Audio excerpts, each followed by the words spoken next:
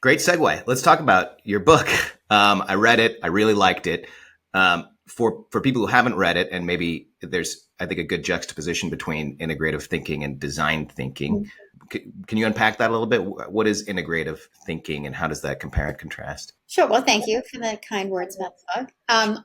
I see design and integrative thinking as very complementary disciplines. So we already talked a little bit about what design and design thinking are, the sort of general principles, empathy and user understanding, asking great questions, synthesizing, diverging to many possibilities, testing and learning, all of that. It is a way of tackling complicated, interesting problems of innovation and change.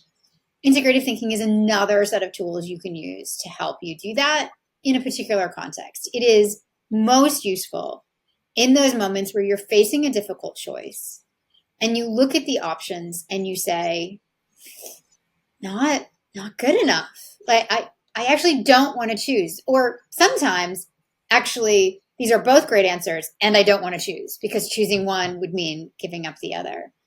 And so integrative thinking is again a mindset and a set of tools that are about saying, how do I leverage the tension of those opposing ideas, not to choose, not to narrow, but to create a new possibility, to resolve the tension in a new way that gives me a bit of, I mean, some people say the best of both, or a resolution of the tension that is better than choosing one or the other.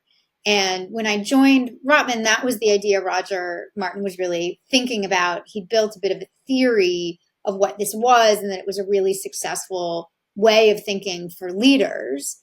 And I joined to help him think about how you would teach that, how you would turn it into a process other people who don't naturally think this way might actually be able to emulate and do and use in their day-to-day. But even more so, I mean, I don't know about you, most of the decisions that I make on a day-to-day basis in my work are made collaboratively. I rarely get to go into my office, shut the door, make this big decision for the future of the company, and then tell people what to do.